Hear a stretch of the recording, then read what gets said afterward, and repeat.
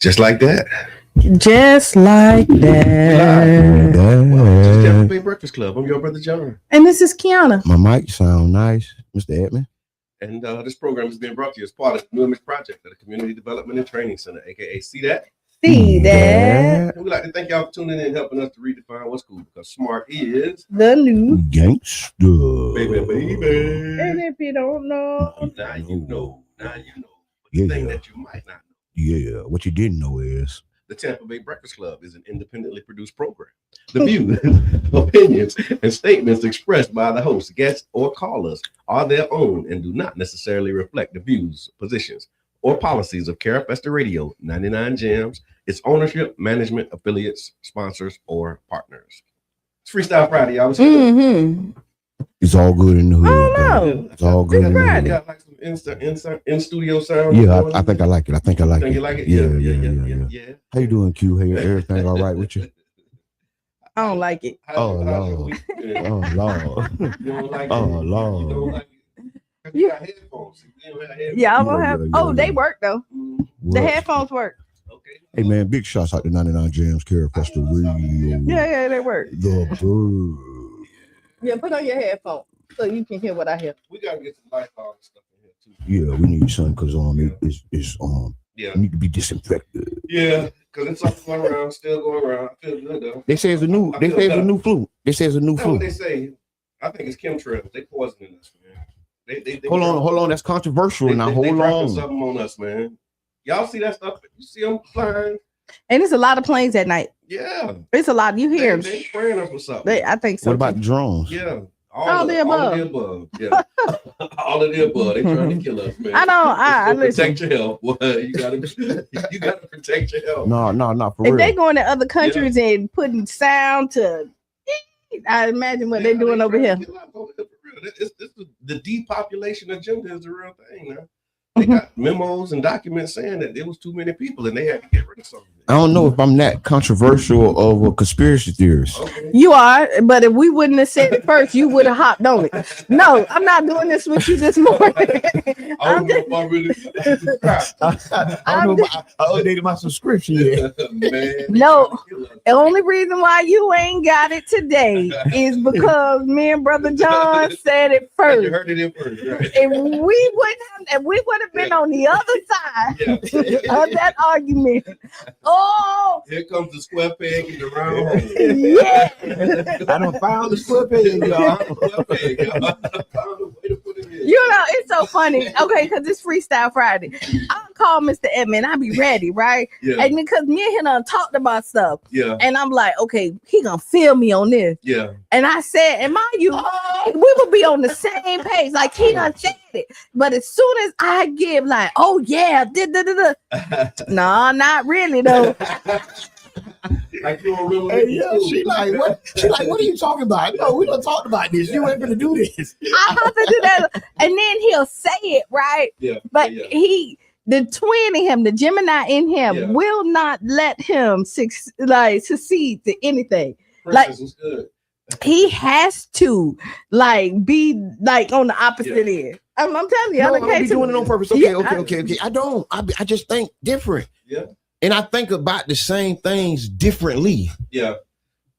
I mean, I got a way that I do that. Yeah. too. You like that? You like I got a way that I'm good at looking at both sides. Oh, I you know what am it's called? too. Yeah. It's a term. It's Yeah. called contradiction tension, Okay. right? For us, Mhm. contradictions are not something we really like, and we really kind of despise contradictions. Mhm. But contradiction tension helps get to the right solution to social and personal problems. Okay. Contradiction tension is opposite sides rubbing against each other to get the diamond out. You know what I'm saying? Mhm. And it's something that so how we usually say it is people be in a bubble. Okay. They have no contradiction tension in their lives or in their operation. That's So the ball. that's the bubble. Okay. But once you have contradiction tension and a healthy contradiction tension, right, it helps you refine and define yourself and the things around you. So that means that there could be some unhealthy contradiction tension. I mean, it's everything is unhealthy at the wrong proportions. Okay. So yeah, too much anything poison no is good. yes, thank you. That's Yeah, poison. too much anything. Yeah. is no good. Yeah. So speaking of contradictions, I saw a report that said crime is down in St. Pete. Ooh, Crime is down. the police ain't down. The police. Let me stop. The crime is down in St. Let me Pete. sit down. I'm gonna sit down for this one, dog. You got to sit down. Yeah, I'm sitting down Let me keep this thing up. because I ain't gonna get up. So they said crime is down in St. Pete. There was a recent report that came out. Yes. The numbers they're saying are historically low crime figures. And so there was let me see if I can show y'all that. So yeah, they had this chart that they put up that was saying, according to St. Pete Police, 2025 recorded the lowest number of homicides since 1967, something the city hasn't seen in nearly 60 years.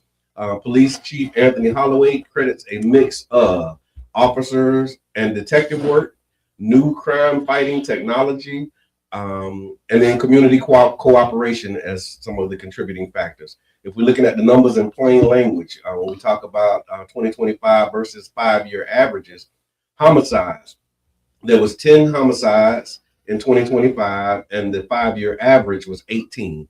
175 robberies with the 5-year average of 224. Auto thefts, which was big at one point, 406 auto thefts with a 5-year average of 735. So that's down 29%.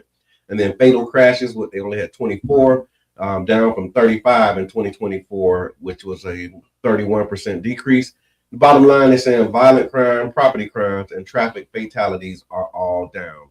So it's definitely good news that deserves recognition, but it's also important, y'all, for us to find out how y'all feeling. Do you feel safe? I want to say before I answer that, I want to say thank you to the St. Pete Police Department, Okay. the administration, right? Good job. And now since we have historically low crime, now Good morning, Tiffany. we have the opportunity to do some transformational work, right? With that loss and drop in crime, we can focus on prevention, right? Because traditionally policing is catch you when it's done, right?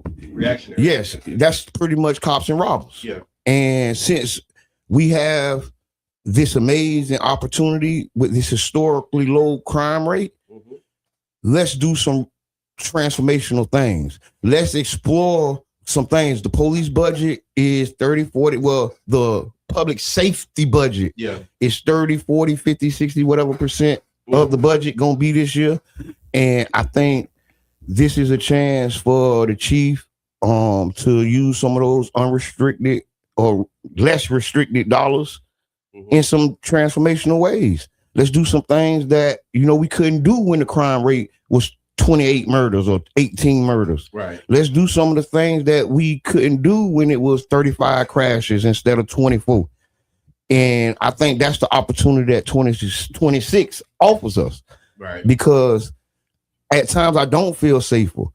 At times I feel that I can't feel that the crime is down, right? I can't feel it because honestly, they policing us more.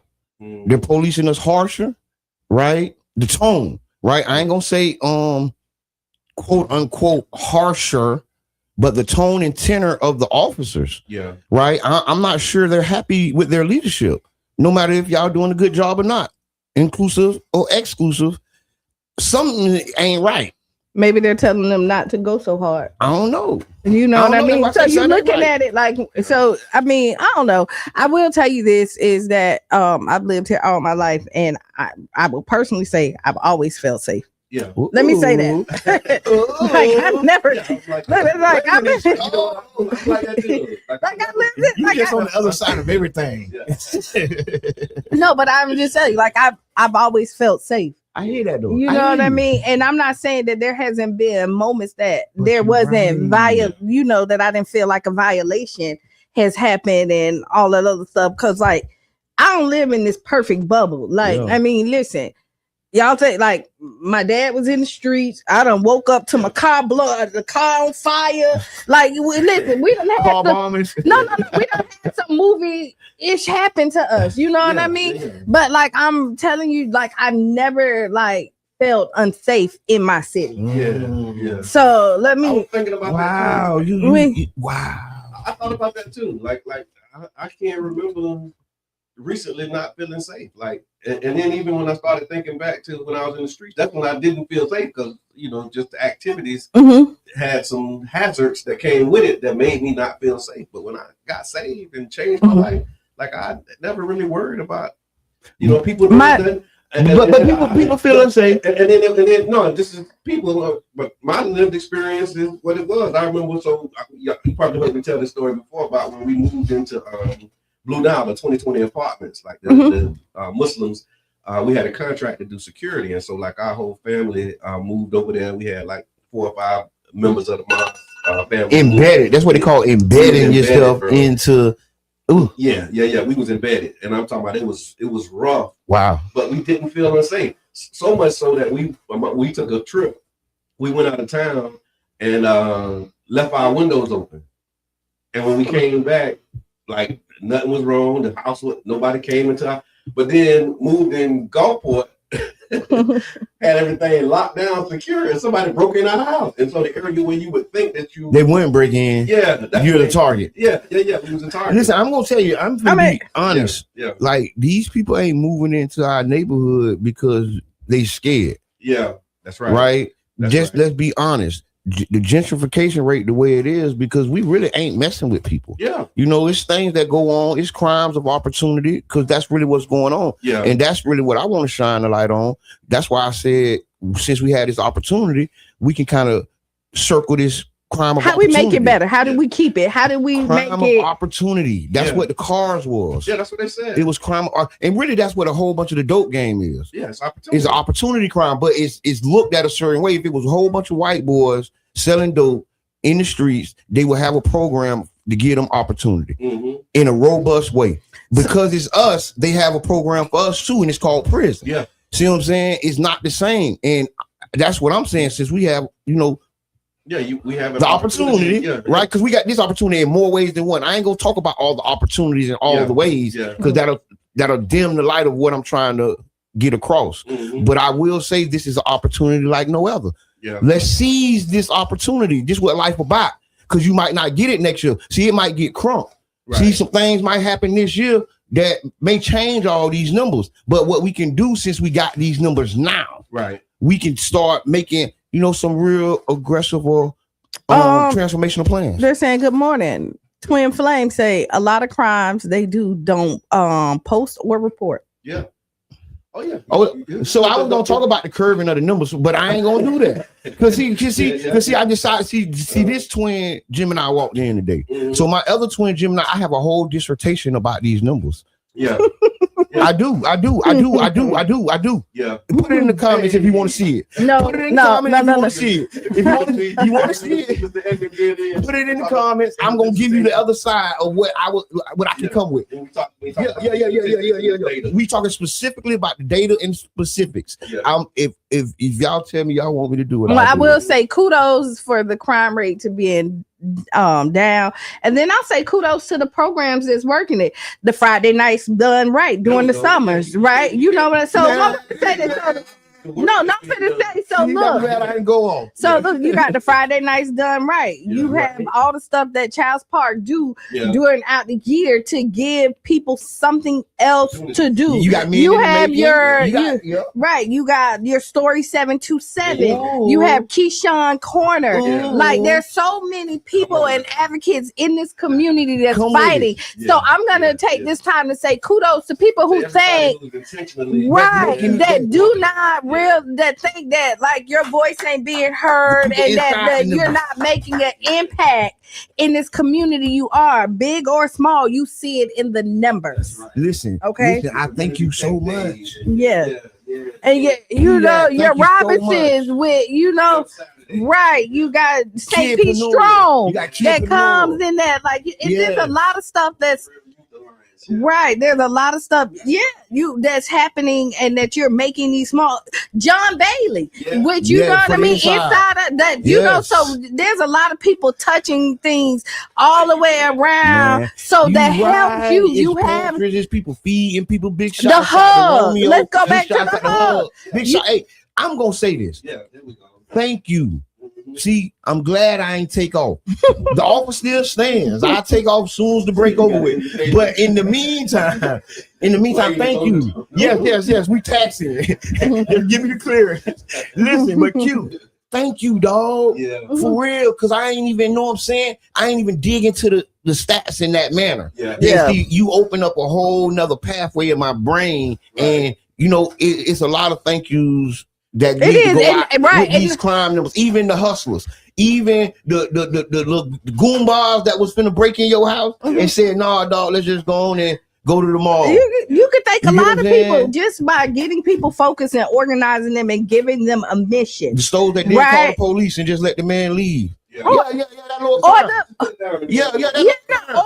appreciate y'all. Some of y'all do that. Even the Black Mob. I mean, the Black Money Movement. Yeah, because the Black Mob. I'm gonna say Black Money Movement. But there is, and there's so many other people that we can thank. So, like, if you're doing something in this community, put it in the comment or give us a call 727-637-2416 because we can go.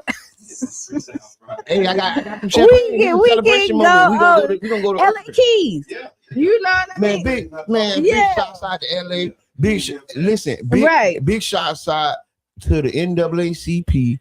Big shots out to JJ.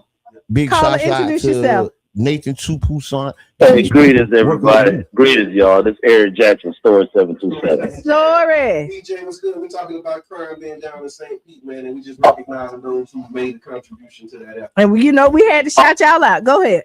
Oh man, I had to get off the. I was on it with y'all, and what was so interesting, Brother John.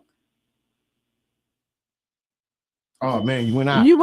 No, are y'all there? Yeah, we're here. There you go. What was so interesting? Okay, what's so interesting? Your stats, the 5-year stats that we got. And then Q, you named a list of organizations. A lot of those organizations, along with Story 727, we started 5 years ago. Exactly. We're entering our 5th year, and it was like a spirit that went over the city 5 years ago that gave us all intention, man. Let's tighten up. We didn't know what was exactly what we was getting into, but I guess these results are showing something. But I don't want to look at the blue collar crime results, man. By being in this space, I ain't never realized we got so much white collar situations, the fraud, the mishandling of these funds, the other dynamics that's really suppressing us. That's right. Those are reasons why we are truly here, because we see a lot of things that's being neglected here to our peoples. Well, we don't even need to be dealing with these stats, because if we do the things right up top, we won't have to be worrying about what we're doing with these stats. That's right. And so I just want to drop that off. Appreciate y'all. Man, appreciate all the ones you named out, Q, because every one of us, we motivate each other. So with the intentions, we trying to lock hands and arms with the ones who's doing the right thing. And we want to bring back something for the next generation. Thank All right, man. I love y'all, man. Love, peace, and happiness. bro. You got Repair the Black Family. Man, You this know out what the I mean? system. I need my patches. I need a refill. Urban Drakery, they just had Coffee with Cops. Yeah. Like they have a lot of stuff. I had Yeah. coffee with a cop and I talked about the issue that I had, and I still didn't get a satisfactory resolution. but it's not always about getting to the conclusion at that moment. Yeah, first meetings. Yes. We're building. We're building a metropolis. We ain't building a house. We ain't building a building. We building a metropolis. Y'all watch Superman. Where Clark Kent work? Yeah, that's what we building. And so if you're just tuning in, you listen to the Tampa Bay Breakfast Club, and we're talking about the crime stats are down in St. Pete, and really just acknowledging those who have been working to do that. Because a lot of times, you're right, the emphasis and the focus is on enforcement. Yeah. But the conversation, I think, needs to pivot and really talk about How prevention is helping. and how the crime prevention efforts that are being done by grassroots organizations are really making an Hey, impact. and listen, this is the thing. It is a celebration moment for the city, right? We need to pop some bottles. We should have had this information on MLK. I don't know who doing y'all planning. I don't know who is organizing this calendar. Right. Y'all need to tap in. I can get you more bang for your buck. Because what I would have did, I would have presented this right before MLK Day. Okay. Right? The climb And, down. yes, and then that would have been ignition for the celebration. Right. And then that would have set the tone even for the officers, and even how I talked to the officers that day would have been different. You get what I'm saying? Because you have to kind of coordinate what you're trying to do, because a lot of things that's being done seems very uncoordinated. But thank you you for the work. Thank everybody, because I ain't gonna go on my soapbox. No, that's a good point, because again, once you start, it's the way you frame it and the way you set it up. Because following up to that, I saw a post by Sharonda Davis, and her post really started a conversation around MLK and policing. And basically, the gist of it started with her post. She was raising concerns about how MLK Day events were heavily policed. According to the post, the gathering was peaceful, civil, and community focused. There was no violence, no chaos, no threats. Yet law enforcement's response was described as hostile, aggressive, and unnecessary. And in her post, she was questioning why the officers were blocking roads early, riding through the performances, taunting attendees, and escalating tensions on a day that was meant to honor peace, unity, and progress. And it also asks why similar enforcement is not seen on other large city events, especially predominantly white gatherings. So the core demand was for transparency, accountability, and answers from the city leadership. And a lot of the people who were responding to her post was talking about how it felt different, and it felt different in not a good way. You know what I'm saying? Like, you can see the disparate treatment. And so as we're talking about crime being down, the officers needed to have that brief to say, hey, man, look, y'all go out here and just chill, because crime is down. Yeah. These are peaceful people. These are peaceful gatherings. You don't need to be overly assertive. You need to be welcoming. If your job is traffic, then be traffic. Be traffic. Remember Rush Hour? Yeah. You know, do your Michael Jackson in the street. And Join the party. Join the party. And it's all right. It's one of the things where I look at it like this, man. When I was out there talking to the police, the number one thing they told me, and I would show some of the videos, but I'm not. I talked to some people. They say don't show them. But what I'm gonna do is say this: the number one thing they said why they was doing it is because they've been doing it for all these years, and they're asking me, "What's the problem, Jabbar? We've been doing this all these years. Why are you saying something?" I say, "Hey man, I'm looking at the clock. It's 1 o'clock, dog. Y'all don't know I've been clocking this. Yeah. Y'all don't know I've been coming here since I've been skipping school to come here, bro. Yeah. I'm standing on the same ground. I'm not moving. I'm not. This is nothing. This is not nothing new to me, right? And I'm telling you, this ain't right, bro." And I'm saying it. And then when I read Sharon the post, I felt validation because I ain't feel nobody else felt what I felt. Yeah. You know what I'm saying? Because I was kind of like, man, everybody used to it. They like to get whipped and changed. So okay, I'm not letting you whip me. We finna fight. Well, you better bring it. But long story short, I ain't mean it like that. But I'm saying we have to really listen to what the people saying. I really don't like how like the administration and the chief them kind of ignore us and not direct phone calls. Because like I said, I called couple of our high-ranking officials, and we had conversations that made me feel all right. It didn't help me. Like it wasn't looking for a resolution from them either. So it was all right to have these conversations, and it builds something. But the reality is, if y'all keep doing this is why 20% of St. Pete Black community has left, y'all. 30 years of roadblocks on MLK has gotten us to a gentrified South Side, and we have to see how one makes the other. We're gonna talk about that after the break too, because the impact of Black people leaving, they taking their children with them, and that's what closing the schools. We talked about that. Yeah, go ahead. And then also with this MLK, a lot of the themes that were coming up in Sharonda's post was they were comparisons to other events. People were repeatedly pointing out how other events like concerts, pride celebrations, and other large festivals, they don't appear to receive that same level of aggressive abuse. No, people walk around with onesies on, like with everything exposed. Yeah, the opposite onesie, not a body onesie, but a genitalia onesie. Yeah, right, and walk regular down the street. There's and a lot of everybody stuff. all right with it, and that's cool. I ain't got no problem with it. If y'all wouldn't do us like this, I probably wouldn't have mentioned it. Yeah, and then there was other perception about bias and stereotypes. Some some commenters believe that the response reflects a lingering assumption that large Black gatherings are inherently risky. Yes. They argue that this reinforces harmful stereotypes and undermines trust between the community and law enforcement. And I would tell you, naturally, historically, we are peaceful people, docile. Like we're manatees. forgiving. No, we really are. Like we really are, and so like we like to have a good time. Like when I rolled up and down 9th Street, I just was in awe, and I was like, I love our people. Yeah. Like I just love. I love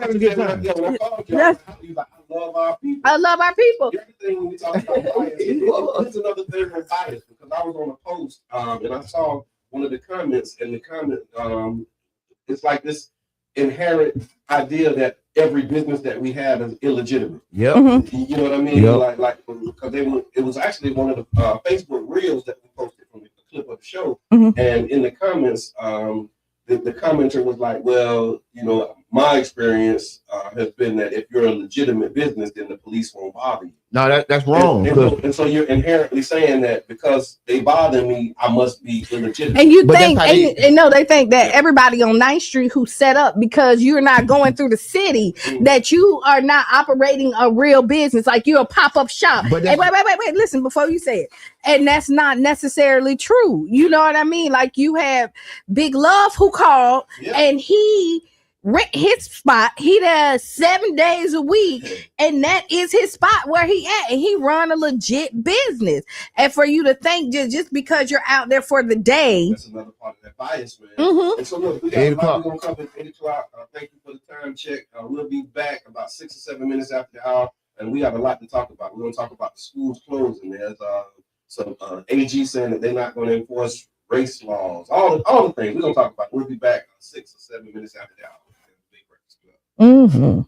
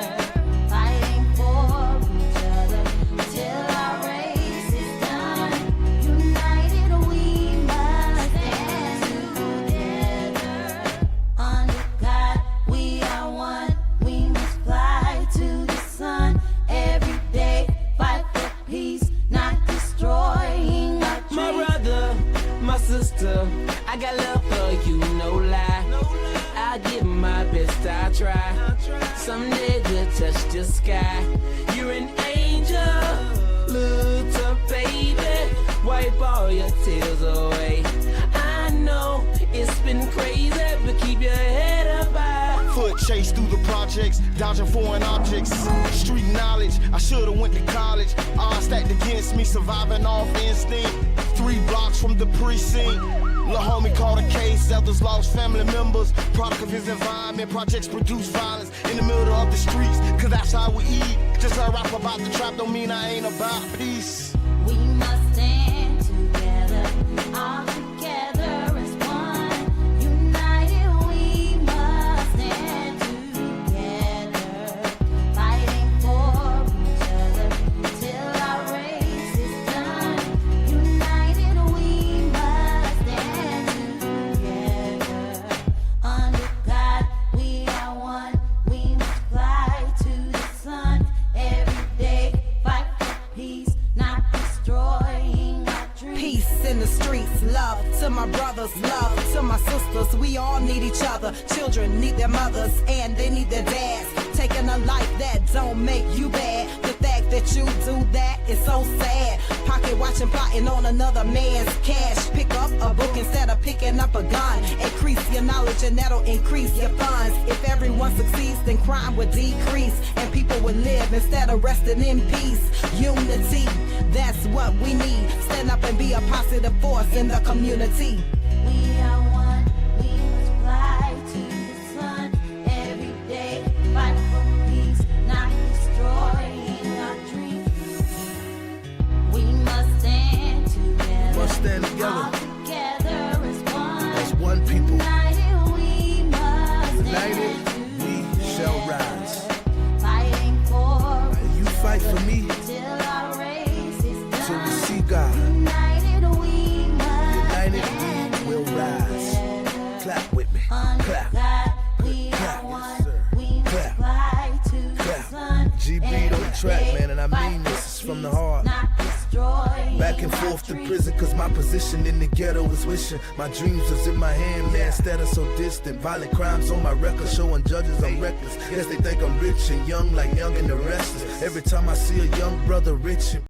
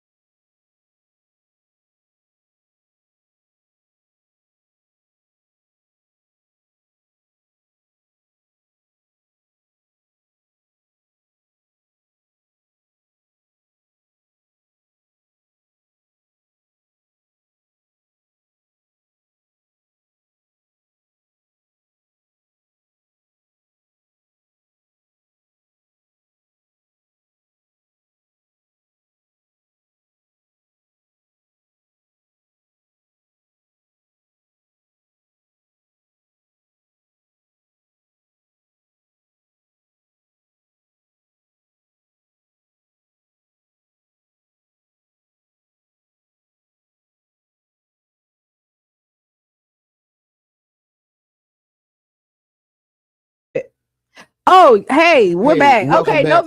value. Welcome YouTube, back. Oh, y'all done missed a whole lot.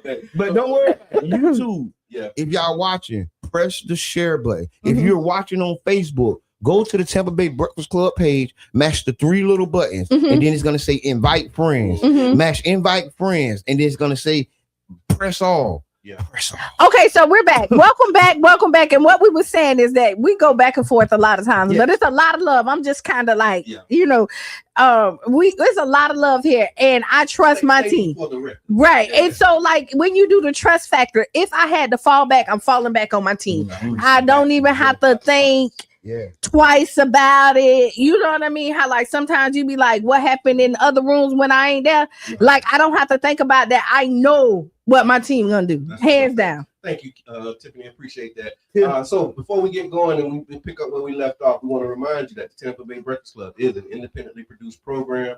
The views, opinions, and statements expressed by hosts, guests, and callers are their own and do not necessarily reflect the views, positions, or policies of KRFS Radio.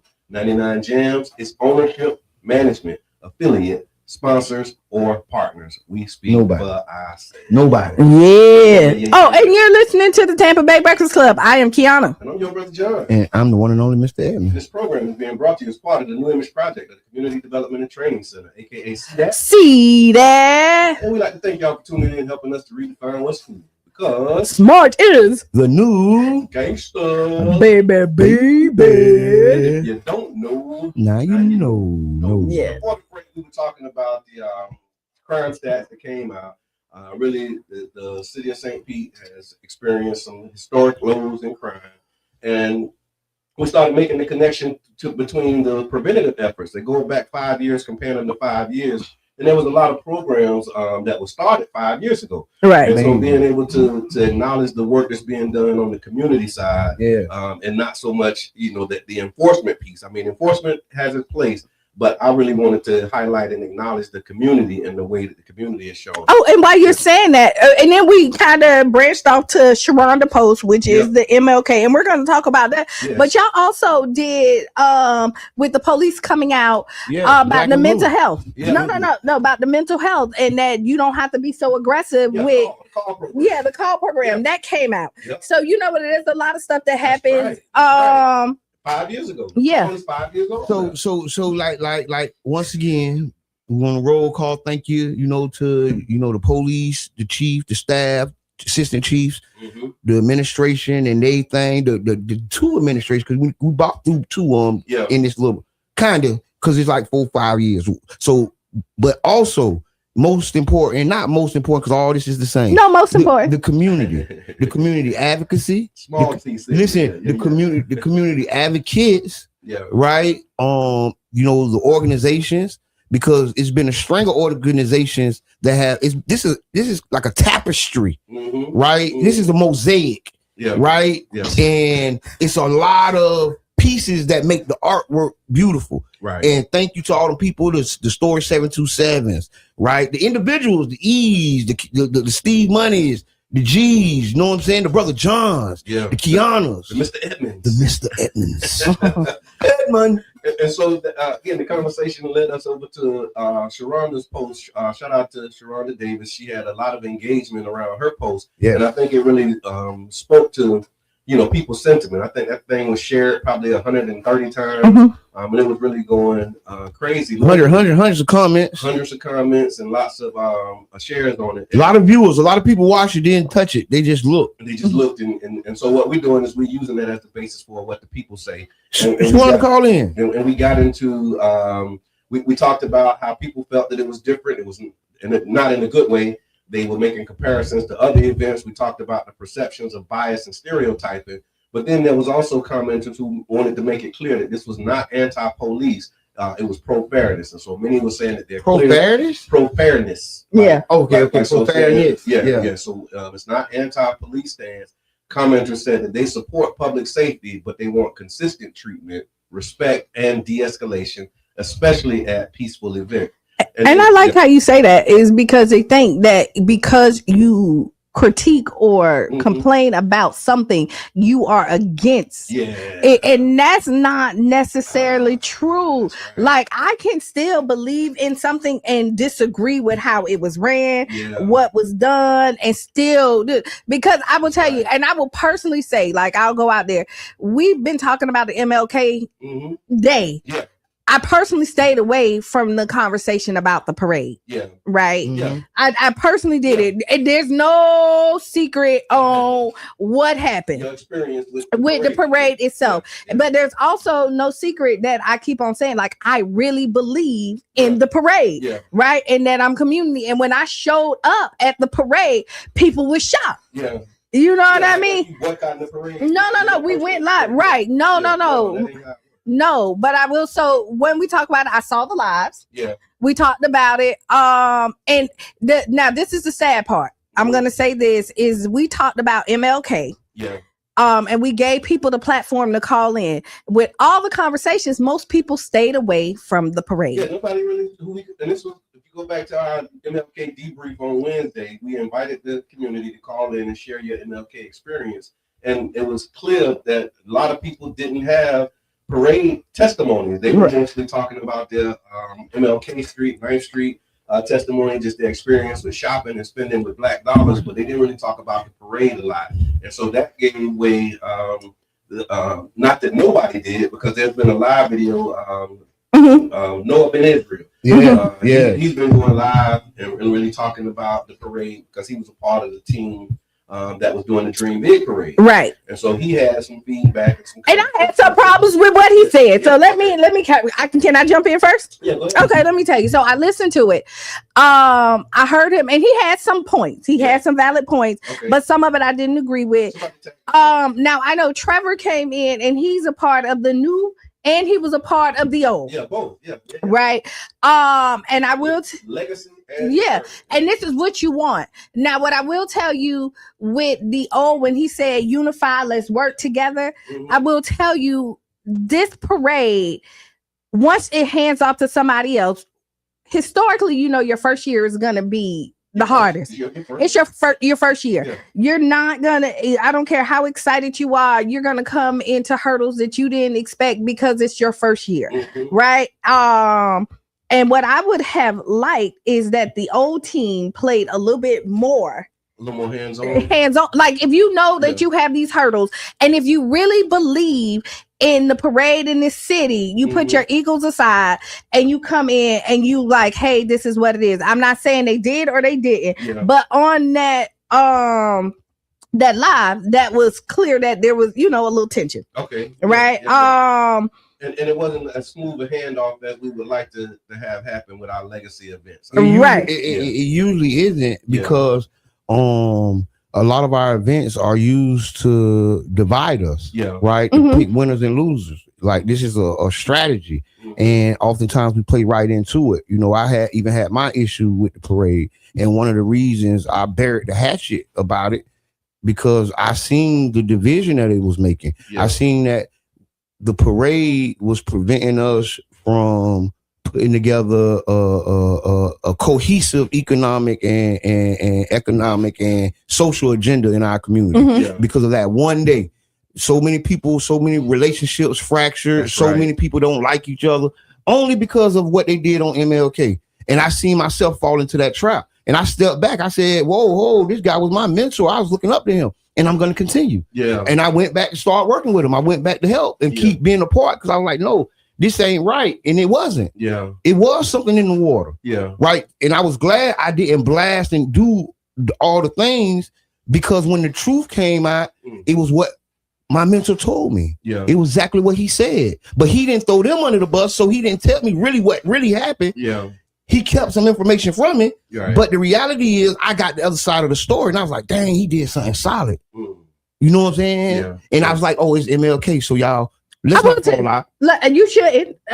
But sometimes, so listen, you shouldn't, but sometimes you do, and sometimes it's valid. Yeah. So let me tell you that. I mean, no, because we're gonna stand on business with it. Yeah. And I will tell you is that it took a long time for me to completely walk away because of my heart being in this city and in this. Now, another thing, a lot of people keep on talking about the timeline when the transition happened. Okay. So let's kind of break this down for you. The RFP from the Dream Big to the right. Dream. So listen, from my understanding, because I wasn't in that conversation, they told the old organization that they were going to put a RFP out. Yeah. Right. The old organization did not apply to get the response. They did not apply. Okay. So regardless of so before we be like, hey. I hear that. So but yeah, because there's this thing like they took it from that's the framing of the language. But it's in the water. It's in the water. Frame it when you say okay, they took it from this group and gave it to the other group.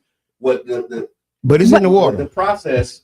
I mean, again, how you interpret it is how you interpret it, right? Right. But the process is, hey, y'all, we're going to put this thing out to a bid, and we're accepting requests for proposals. Everybody has the same opportunity to bid. Even the old. And the legacy group chose not to put in. And let me tell you, and they knew. Yes, that's what I'm saying. And before you say that, they knew about it because there's people in their team that they asked to do it. So this wasn't no quiet thing that the old team did not know that this was happening. And we're not finna sit up there and act. And they chose not to, regardless of your pride and where you stand and feel like it's wrong, they chose not to apply. But and go all ahead. I'm gonna say is, like, the detail is in the fine print, and we know how municipalities operate, and specifically the municipality we talking about. This ain't being the most friendly municipality to the black community, the black cause, and black people. Okay. Right? Some of the things that you feel is the process is actually racism. Yeah. It's actually codified racism. And when we don't acknowledge that in all aspects, we are doing ourselves a disservice, because the reality is they written racism into the laws here. It's in the policies and practices, big P and little P. And what they got to do with it? Because you're talking about little P policy. See what it got to do with it? Little P policy is decided in a room, and people talk about it with each other and come out with the policy. And that's what that was. And no matter what way we feel about it, who knew what, when they knew it, these policies are used against us every day. And just know it. And so I want to be clear. So are you saying that racism is what stopped the legacy group from applying and responding to this request for proposal? I say yes, it's a tool of systematic racism. Yes. Okay. That makes no sense to me. I'm just gonna say that. But I will tell you. So there was an opportunity for them to apply. They chose not. And they chose not. Saying they didn't apply. Systematic racism. It's so I mean, so you can't. And the only reason why social, systematic structure and social. And I'm only gonna say you can't use it when you don't put your name in the hat. But that's what racism say too. No. They say it didn't happen if you ain't write it down. That's different. No, that's the same thing. That's what racism does. Okay. It makes it make sense. And then you can talk and say it makes sense. That's the perfection of racism. So that's how they did it. So I just want to be clear. So if you say, okay, here's an opportunity. Yes. And we're going to open this up for you. Yeah. For the community. Yeah. And anybody who wants to apply can apply. Yeah. Me not applying is structural racism. I'm trying to make the connection to me too. Yes. Because so if I have an opportunity to put my name in the hat and I choose, I say it again. Yes. And I choose not to put my name in the hat. That is, I didn't put my name in the hat because of racism. I'm having trouble. Yes, because how systematic and structural and social racism works. Mm-hmm. Some of the biggest things we do is disqualify ourselves by not coming in. Okay. It's just like the electoral process. So it's just hold on. That's just like City Hall. Just because I ain't come in and talk about MLK on Thursday, don't mean it didn't happen. That don't mean I didn't throw my name in the hat, right? But the reality is it still happened, and something wrong still happened. And what I'm saying is, you still had the opportunity to go to City Hall and talk about it. And me choosing not to go in there and talk about it, I'm trying to see how that is systematic. Yeah, that's a part of it. Yeah, no, but hold on. Wait, listen to him. For me to go in, and I choose not to go in. I'm trying to make the connection between my choice and systematic racism. And I'm going to tell you, yes, your choice not to go in is a part of systematic and structural and social racism. See, you shorten it. I'm expanding it. Okay. Systematic, structural, and social racism. Google each one of them individually. Okay. And then look at the scenarios and situations that we face daily, and you will see yourself in it. Okay. There's been rooms you self-selected and didn't walk into that you had the opportunity to. And you know what? You didn't do it because you didn't want to do it because the situation didn't matter. Okay. That ain't why you ain't walk in, because the situation mattered to you and it was important to you. But guess what? The structure that was put against you kept you out the door. It's so many people standing out there right now at the steps of City Hall and never walked in. Yeah. You get what I'm saying? When we did the MLK, that was the largest group of black citizens to walk in and speak. You thought it was the sanitation march. Yeah. You thought it was it was the MLK, because you know why? Because we kind of did something different. Thank you. I love it. I see what you're saying too now. I talk myself off the head. Because eventually you do get there. But everything ain't for everybody, so we can't paint that with a brush. No, but what I'm saying is like when you say that, you have to be in the game. Yeah. to be like, this is what happened. They gotta be Anything else, that's just like, That's I what think I'm happened. I'm not gonna tell my mama what happened because you're already pre-planning your punishment and what's gonna happen. I'm gonna, like, you know how, like, I'm not gonna tell you what happened. I need your help, but I'm not gonna say nothing because I'm already predicting the outcome. Yeah. But then when I walk in there, the outcome ain't even what I thought it was. It was even better, but we have to put ourselves in there. And I think there's a place for apathy in this conversation. Yeah. And apathy, the way I understand it, is when you don't think that you can do anything about it and nothing can be done about it, and so you just accept it. And so I think that that's a part of what happens with this structural racism too. Mhm. And you just get to a place where it's like, okay, well, that's just the way that it is. I met with as we were doing the CRA report, Mhm. and we were meeting with city council members, and we were talking about how gentrification and signs of gentrification is happening it's like mid-stage gentrification, basically. Looking at the numbers, looking at the data. And one of the responses was, well, that's just, you just can't do nothing about that. You can't stop it.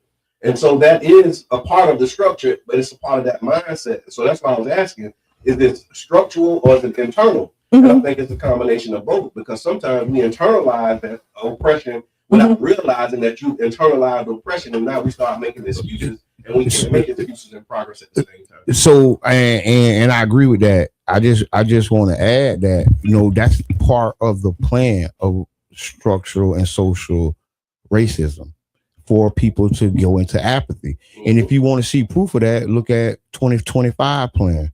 And they explicitly talk about going into these institutions and making people quit.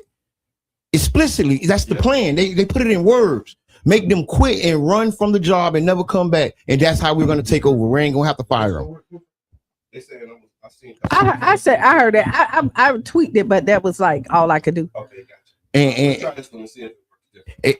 And the apathy is and never should be discounted or disqualified, because it is actually a tool that is one of the buttons that's pressed when you've been pushed down so much. When I was talking about the police, what the person, dog, listen, I swear to God, when I talked to the police, I went across the road to talk to the other police. I looked back, I took a picture of that too. And the dudes who were standing there hearing me talk to the police, standing there with the police laughing and pointing at me like I'm a fool. I'm talking about, I'm saying it ain't a group. And first thing I said to myself, that's apathy. He lost. He don't see how they're setting it up, so you ain't gonna be there next year, Turkey, or the year after. They don't see the progressive steps, because we've been policed through fear. Our grandparents, our moms, they all were scared. They were scared of us. They were scared of the crackheads. They were scared of the epidemics. They were scared of the dope boys. They begged the police to put us in jail. They made the school to prison pipeline. Now those kids are grown. I am one of the youngest in the school to prison pipeline, right? The official one, because when they say it started 92, 93, right? So I'm probably, the oldest. I was on the first bus. And so if y'all tuning in now, you listen to the Tampa Bay Breakfast Club right here on 99 Jams. It's Freestyle Friday, and the lines are open. If you want to give us a call, you can give us a call 727-637-2416. Share your thoughts. We did have a caller, but it messed up, so you got to call back if you want to. We got some subjects. Go. Yeah, no, I wanted to talk about this too, because we mentioned it briefly on Wednesday, and I got a little more data about what's happening with these Pinellas County schools proposing to close down and consolidate. And so Pinellas County school officials have unveiled recommended school closures and consolidations as part of a major planning effort aimed at addressing long-term enrollment declines. So here's what's happening. The district data shows that the number of students enrolled in Pinellas County schools has dropped by tens of thousands over the last 20 years, shrinking by roughly 30,000 students since 2006. What's on the table right now is Cross Bayou Elementary, which is in Pinellas Park. It's being proposed to close at the end of this school year, with students being rezoned to nearby schools. Also, Distant Academy. I actually took a tour out at Distant and spent some time over there when I was on council. Gulfport. They're recommended for closure, with programs and students being moved to other alternative education sites. And then there's consolidations and expansions of other schools that may be combined or reconfigured, including repurposing underused spaces for things like employee child care or K through 8. I don't like it. And so basically what this means for families, the plan is the aim, they're saying that the aim of this plan is to save millions of dollars annually by reducing building maintenance costs and operating more efficiently. But some parents and community members are pushing back, especially around the closures like Cross Bayou Elementary, where families say program support services are highly valued. So yeah, some of the reasons that they were giving as to why these were chosen, why these particular schools were chosen, they said that they were not random and they were not based on test scores, because a lot of the things that people say, oh, they closing the schools that's failing, the district said that's not the case. They said that they used a multi-factor analysis that looked at buildings, students, and long-term costs. And so there's enrollment versus capacity is one of the issues. Basically saying that for the school operating, if the school was operating between 40 and 60% full, those buildings were flagged, because empty classrooms still cost money. You still got to heat them, you still got to cool them, you got to maintain them, and these classrooms are empty. So if a school was built for 700 students, but it only has 300, it becomes very expensive per student to run. Also, the conditions of the building were talked about. Older schools that have high repair and maintenance costs were also prioritized. Proximity to other schools was another factor. Schools located near other campuses with available space were more likely to be recommended. This allows students to be rezoned without long commutes. And then there was some schools that had some program duplication and other things like that as well. And so, yeah. Somebody say it's too expensive for some of us to live here. No, Thank you for the start. That's the contributing factor, because so many people been leaving. If you take 50, 60,000 people and take 10% of that, that's 12,000 people. Yeah. And out that 12,000, let's say 11,000 is adults, and say 8,000-9,000 is kids. And 20 years, 30,000 students. It has seen a decrease in 30,000 students in 20 years. Yeah, it's serious, because I honestly feel that, you know, I want to talk about, did we look at all the options? Did we look at curving some of the payrolls at the Taj Mahal? Okay. Did we look at, you know, some of them $200,000 clerical aides and assistants that can be reduced? Or I don't know. Like I say, I want to. What about the lottery money? Man, forget the lottery. They just robbed black people. And they say the Florida lottery was sold to voters with a promise that the lottery was going to help pay for schools. And Yeah. Man, who is the lottery CEO? Yeah. Look, watch this. Who is the lottery CEO? Who? See. So this is what they said. So the reality in plain terms, what the lottery does, lottery dollars do go to education. However, they help fund Bright Future scholarships, some school construction, and then education trust fund. But what it doesn't do, it does not add new money on top of what lawmakers would have already spent anyway. So instead, the lottery money often replaces general revenue. So it's basically shifting money from one pocket to the other. So Yeah. it's not new money. It's money that was already allocated. And they're saying, well, because the lottery is here, we can use the lottery money and then move that money to another place within the system, but it's not adding revenue to the Okay. school system. And so, yeah. So what y'all think, man? If lottery money was meant to strengthen public schools, why are the public schools still underfunded, and why are these public dollars flowing now into private education? Well, I will tell you, I don't think anything is done unintentional, right? You see this.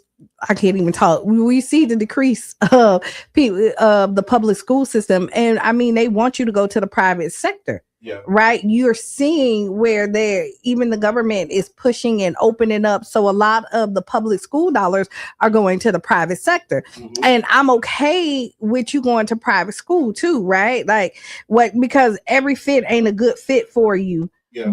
But you can have better public school systems if you invested in it. Right. So wherever you invest at, wherever you're pouring into, you're going to see it blossom. And if you leave it, you know, you'll see the decline in it. Go ahead, Yubi. Hey, how y'all doing? Good morning. I need to call over. I'm just saying that a lot of the school thing is they move into school choice, and a lot of people is homeschooling, and also we went to them private schools or the charter schools. Right.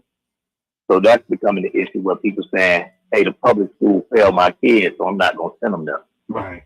And there's And funding then and there's incentives for that under that Step Up for Students through this program. Yeah. And then the lottery money, you're right, that's one pocket from the other. But the other thing is they cupping the tax dollars because they not decreasing the property tax money that they getting the revenue from the property taxes.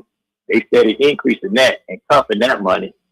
Yeah. But using the lottery money as a subsidiary and say, hey, this is what we gave to the school. So the school really underfunded. Right. But thank you. You know what I mean? Mm-hmm. Yeah, no, I appreciate that. Yeah, it is. And but I will tell you, be careful with your charter schools and stuff like that because they're not regulated like the public school system. Mm-hmm. But that's good for some people. But some people it's not. You have people that's teaching that never got educated. But I'm not saying that public school is bad for people. it's for That's why some. anybody some. with some all right skills can. I ain't saying I'm knocking public schools, but I'm saying for some people, public schools are very, very bad. Yeah. It's a reality. Like for black little boys. Come on, man. Well, I will tell you this. I can tell you some horror stories. I went to public school. I went to private school. Right. I went to fundamental school. I did little special programs, and I went listen, I didn't switch a lot. Like I went to the same middle school, like the same elementary the whole time. And middle school is where you see a little bit diversity. And then I went to the same high school, right? But I will tell you, I went to Catholic school. I went to private school, and the stuff that they did in Catholic school, I never saw in the public school system. Okay. Yeah. I never there's some things that I would never even talk about. They gave the teacher toilet bowl water. Yeah. Some sister act type stuff. Yeah. Right. For real in the school, some stuff that we wouldn't have never thought of. So I mean, the public school system can be bad, but there's problems in everywhere that you go. And if you got a teacher that's been molesting and doing all this other stuff, you don't got no background check because a lot of times those schools don't follow the same criteria. Yeah. The criteria, you're opening up a can of worms that you might not want. Yeah, I hear that. And I mean, like I said, it's pluses and deltas. Yeah. I was gonna say that's regular school too. So with the Step Up for Students, it actually what that program does is it administers state-funded scholarships and it allows families to use public education dollars for private schools, tutoring, therapies, homeschooling as well, and then hybrid education. And so, again, it has its pluses and deltas. In some instances, those who advocate for it, they say that it relieves overcrowding. When students leave and go to private schools, that means smaller class sizes, less strain on teachers, and we also get more individualized education in public schools. It also gives families the immediate options. If your student is stuck in an underperforming or what they call unsafe schools, the scholarships can provide you a way out so that you can leave and go actually take advantage of some of the other options. And then students with special needs. These scholarships have been demonstrated to really show support for students who have special needs because they can get customized service, they can get access to therapies that public schools may struggle to provide. But then the other side of that coin is that it drains operating revenue, is what they're saying. When students leave, the funding leaves with them. And so that's when you start getting into the building costs, the transportation costs, and it impacts the public school budget, which is your point about the investment, right? But I will tell you this. I'm one of them people too. You got to do what's best for your child, right? Like public school, private school, home school. Because we did public school, we did private school, and we did homeschool. Again, I did it all, right? So I'm not against whatever it is that's gonna make it best. And then honestly, I'm okay with pulling our children out and creating our own schools and giving them what they need. So this ain't necessarily a bad thing because again, like Black history is taken out there, and it shouldn't be just taught in February, and it shouldn't just be taught. Right. What you want to teach. And right. And you pour in positivity and not the negativity. Even so, I'm with it all, right? What I will tell you, this does give us an opportunity. Don't look at it as a bad thing. This gives us an opportunity to shape and mold what we want this to look like for our children in the future. But if you in apathy, then it's the end of the world. You have to have a proactive mindset. You know what I'm saying? So we right back to did you throw your name in the hat or not? This is a more sophisticated version of that same conversation. Yeah, do you wake up and just sit them in there and pray for the best, or do you really have hands-on engagement to say, you know what, foreman. Let me, yeah. I'm going to explore some of these other options to do what's best. And this is something, and I'm going to tell you that's always the argument. Yeah. We're not going to be able to take everybody to freedom.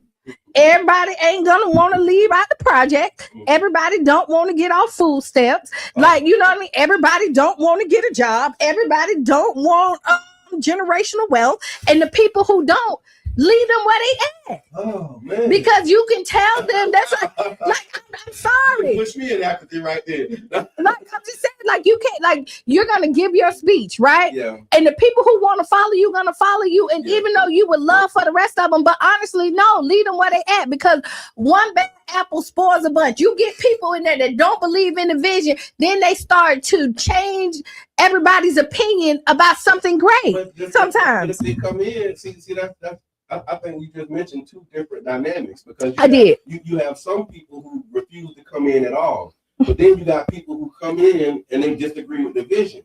So the fact that they came in is a step, because you got some people who won't even walk through the door. So when you walk in the door and now you disagree, I can work with that, because we can work through disagreements, but you have to be able to take the first step.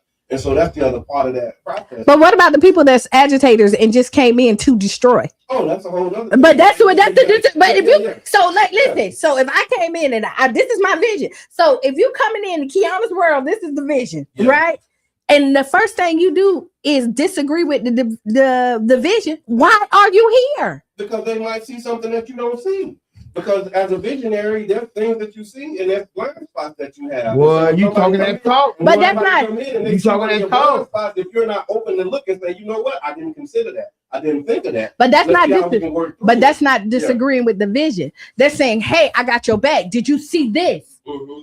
That's a difference than disagreeing. Like say, hey, like, yo, this is shows up in different ways. It does. When you talk about agitation and people, like you talked about intention. You said when people intentionally come in to destroy, right? That's a different thing. But when people come in because they believe in it and then they see something that can be better, we have to be open to hear that. But when you start noticing a pattern, like every time we trying to do something, you getting in the way of it or you causing a problem. Now we got to handle you different. Right. You know what I'm saying? But I consider that as constructive criticism, right? And constructive means it's building you, helping you. Right.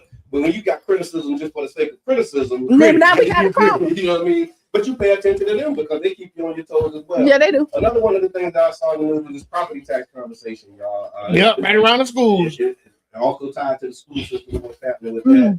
And so while a lot of attention has been put on the cultural and legal battles in Tallahassee, the state of Florida is also having some major conversations about property taxes. Many residents don't really realize how much power the state has over what we pay in property taxes, even though the taxes are collected locally. So right now, the Florida legislature and state leaders are debating the changes to the system. Some of the proposals that are moving forward include putting a cap or reducing property tax growth, shifting more costs to local governments, potentially eliminating certain property taxes altogether, or replacing them with different types of taxation. You got people who are supporting the ideas. They say that it would provide relief to homeowners who are facing rising bills due to higher price values.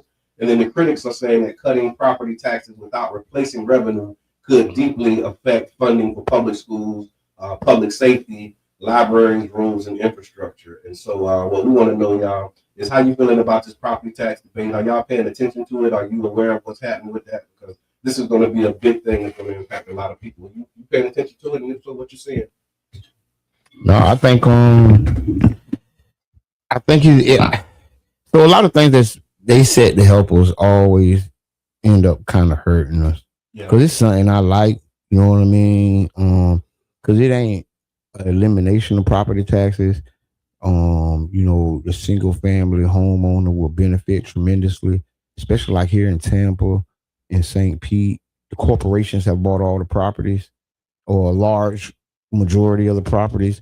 So a lot of the tax base will still be in shape. I think, you know, just how politics work, they got to be against everything that come out the other side, whether it help us or not. And then you have to use your own discernment, you know what I mean? Because, you know, I done seen people lose their stuff. Yeah. You know what I'm saying? And because of the taxes. And then there's some people who never had to worry about that. Yeah. Never even thought about it. It's always paid. Forget about it. Yeah. But for that person or that family, that changes their reality. I want the city codes and the city of St. Pete to do like an amnesty for homeowners. So why not want the state do it? You get what I'm saying? If the state do it, now I'm mad because it's DeSantis. But if I ask, our administration to do it, it's a good idea, or it still might be a bad idea. But no matter which way, it still help the people at the bottom. Yeah. And what people worried about is because your house worth $100,000 and his house worth $1 million. So now the millionaire ain't got to pay on his $1 million house, and you ain't got to pay on your $100,000 house. They feel it's a disproportionate gift to the rich person. Okay. Right. But when you're thinking about value, you know what I'm saying? We're talking about money on that aspect, but what is it worth to that lady? Yeah. What is it worth to that family? That $100,000 house is like a mansion to their family. That's right. It's like a mansion to them. But since you don't value them, you can't even see that. All you can see is what the millionaire doing. And then you sell me that idea, and know what? That sound right. And now we all behind it. But the reality is we got to consider like a lot of people have lost a lot of wealth, through the taxation process. Yeah. Yeah. And what they're saying is that a lot of the leaders that are talking about it, they're saying the cities and the counties are warning that without a replacement funding for these, a lot of the everyday services will be cut. And so they won't cut jobs. See, they ain't say they won't cut their salary. Yeah. See, they ain't say they won't cut the pork barrel spending. They go straight to your services because they know who they talking to. Okay. See, this is a derived message. Okay. You get what I'm saying? Mm-hmm. Because guess what? You can cut a lot of more things before you cut services. Mm-hmm. And y'all don't never talk about that. Nobody never talk about the $250,000 we paying that turkey to sit over there. $20,000 a month. He ain't did nothing all month. You get what I'm saying? Mm-hmm. And it might need to be a tightening of the belt. We might need to pull up our britches. You too big for your britches. Remember they used to say that? You too big for your Pull your britches up, man. So yeah, y'all keep your eyes open. It's some bill that's moving through Tallahatchie right now. There's different iterations of what it looks like, and there's even conversations about putting it on the ballot as an amendment that the voters decide. I also thought that there was, I don't know if we talked about this, but doctors and fire officials have issued repeated warnings about dangerous, life-threatening trend, often referred to as a fire challenge. It's going around social media platforms like TikTok, where teens are setting their hands on fire with lighters. And Mr. Evans, you mentioned this too. I don't know if we was on air, off air when we talked about it, but we used to do that too. Man, with everybody. And it was dumb when you did it then, and it's alcohol on your head and light your hand on fire. it was dumb when you did it then, and it's dumb when you do it now. Like That's what they're doing now. And they burning themselves up all the way. I don't care what it Come on, you never put your hand on fire? No. Yeah, man. That's how they would get us. That's how you can get That's how they used to get us, Brother John. That's fine. Bro, that's how they used to get us. And you know what? bro. That's fine, because I won't get burned, right? And then you know what? It is, but they say like I guess the thing that they're using is really because it's a trend and everybody ain't as skilled in how to do it. Yeah, you can burn up. Yeah, and I guess the one particular incident that they highlighted was where the bottle itself exploded. And so, you too close to the bottle, it lit this and then boom. I'll tell you another one. and you know what? Everybody's looking. You know what? Also, like we did do, and it's stupid stuff, right? Yeah. But what they have that we didn't have is social media and the go viral moments, and everybody's trying to push the envelope to go even further so that you can get more views and likes. I'm gonna let my whole arm. No, I'm finna put alcohol on my hand. I'm still gonna have it. They were doing that in the shower. I remember they were doing the shower. Light yourself on. And remember when they was doing the choke you and then and this back to that reward thing I was talking about with your brain. Yeah. Because when your brain gets a reward, you know what I'm saying? It's almost like guaranteed memory or guaranteed you'll do it. Mm-hmm. So that's why when we scrolling, you get what I'm saying? We see that joke and we get it and we like it and we get that reward, that small little thing. It's training our brain, and kids are very susceptible to what they scrolling and liking. Mhm. See, this is a what they call it. It's hand-eye motor coordination, and so it's part of brainwashing. Yeah. You get what I'm saying? Because I'm scrolling up, my eyes going up, right, and then my motor skills to touch and pluck, and then also in my brain, it's doing things. Yeah. You get what I'm That's saying? discovery. That's they design. Exactly. Like there's actually a lawsuit that was just recently settled that says that these things are designed to be addictive. How many times have you told yourself, "Let me get off of here"? I'm hooked. I'm telling you, I got an addiction. I'm hooked. You tell yourself, "Man, let me get off of here. Let me put this thing down." I'm hooked. And then you look up and it's 30 minutes later and you still scrolling. It's Watching reels. It's designed, for that. Well, And so be mindful. I actually got a whole thing on how to break your social media addiction. I'm gonna actually upload it at some You point. need to, man. I just uploaded my story about it's titled. You can go on my LinkedIn page on Jabbar Edmond. And it's titled "The Business of Barricades." MLK Day in St. Petersburg. Part one. I just uploaded part one while we've been here sitting and talking. Okay. Because I said that I got ways to communicate. I've been reading and studying, writing essays, dissertations, and thesis. Yeah. Right. And I said that I got something to say, and I'm gonna say it. Right on. You gonna get this work. You gonna get this work, man. You gonna get this work, dog. I put that on So everything. we do have time for Ask Kiana. yeah, let's go ahead. Let's run. All right, Ask Kiana. Ask Kiana is brought to you by the One Community Grocery Co-op, OCGC.coop. This is almost, it sounds familiar, like we might have had something like this before. Okay. So, dear Kiana, Mhm. it ain't funny, but it's kind of funny. I was out at the club with my husband when a guy disrespected me. But before I could fully process what was happening, my husband stepped in to defend me. Things escalated fast. He ended up getting knocked out. Oh no, and she ain't helping. Literally. Now I'm carrying a lot of guilt. I keep replaying that night in my head, wondering if I could have said something differently, walked away sooner, or done something to help him. He says it's not my fault, but I still see it funny, but it ain't. I still feel responsible, emotionally and mentally. They got the man dropped. My question is, how do you deal with guilt when someone you love gets hurt trying to protect you? And how do you move forward without letting that moment change how you see yourself or your relationship? First of all, it shouldn't change your relationship. One, because you want the person that you with to step up and defend you. And I do believe sometimes men need to handle men. Yeah. Right. Yeah. And if a man disrespect you, and he might have caught your man off guard, even though he said he didn't think that. You already picking up for him. But I'm finna tell you, I'm the type. Now, this is me. Yeah. Like, you swing on mine, and he about to lose. We in it together. So either we both knocked out. So it ain't nothing to feel bad about after. Either we both knocked out, babe. He was a good one. But the next one better be good as him. Listen, Bite him. Did you bite him? We'll be in bed nursing our stuff together. They got us on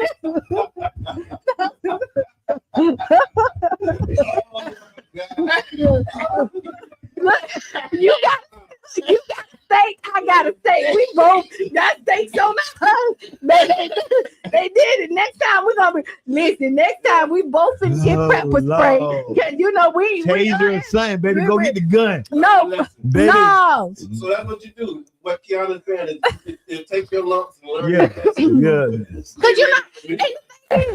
No, but listen, you're not the bad. Get your license, I will baby. tell you this.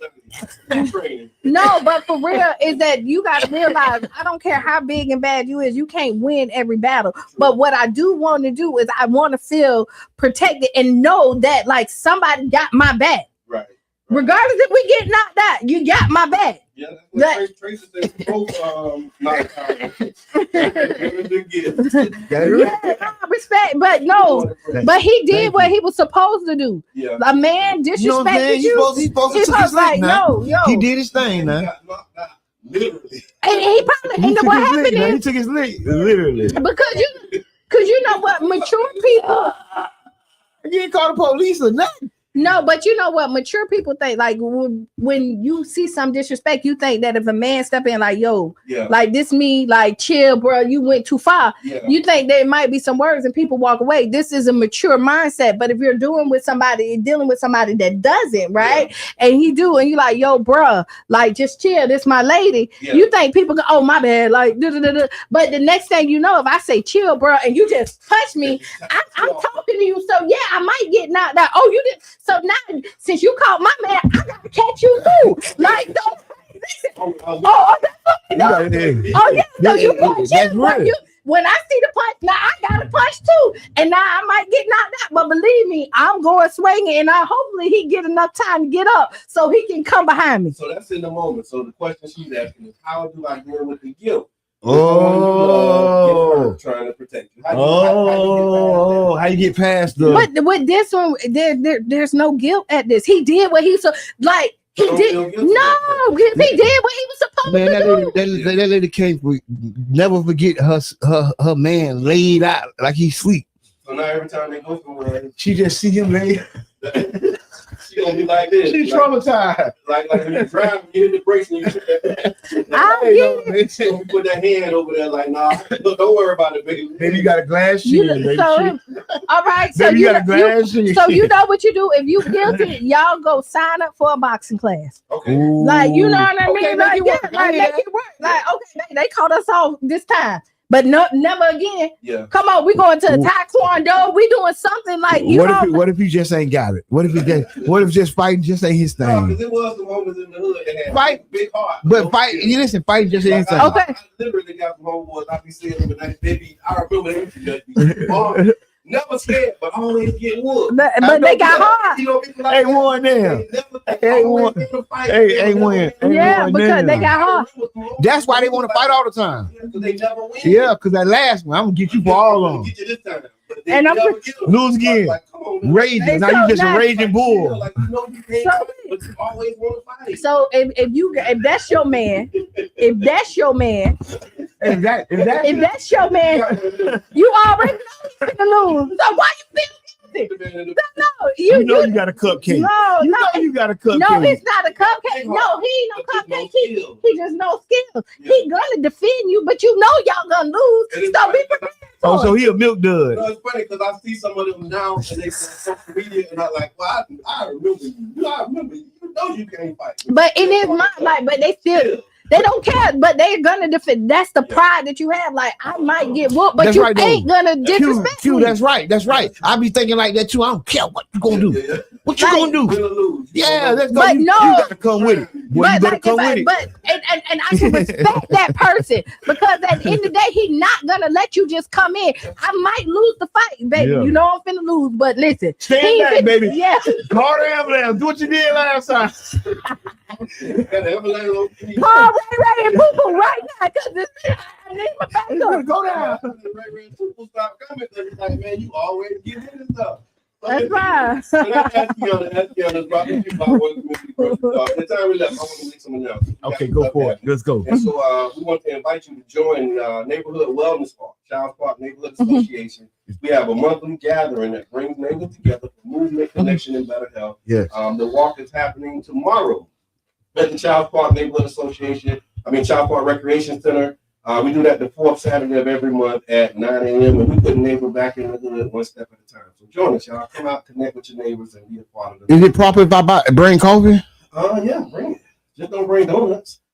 Because it's a healthy. So I bring bagels. Yeah, there you go. Bring, I done had some vegan donuts. healthy food options.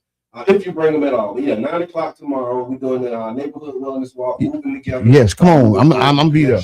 And then also we want to remind you that we want to show some love and show up for Big C's Barbecue as a part of the Black Money Movement, putting dollars to work where it really matters, supporting Black-owned business and strengthening our local economy. This will be February 7th, Big C's Barbecue at 12 o'clock. That's 1039 Dr. Martin Luther King Street South. Pull up hungry, bring your cash, and be ready to support. It's the Cash Mob as a part of the Black Money Movement. And then also the One Community Grocery Co-op, y'all. We are continuing our launch and our drive. And so if you'd like to be a part of this milestone and really continue to see this vision and mission come to fruition, hey, So like Jesse Jackson. Vision and mission come to fruition. Join the co-op today. You can go to ocgc.coop. Go to ocgc.coop, and then of course we want to give a shout out to the Real Youth Alliance for the Youth Economic Conference. It's their 3rd annual Youth Economic Conference, and it's on January 31st. I want to say I had a flyer here. I'm trying to find it. It is from 3 to 5, and it's going to be at Enoch Davis Center. So y'all make sure that y'all pull up and participate as well.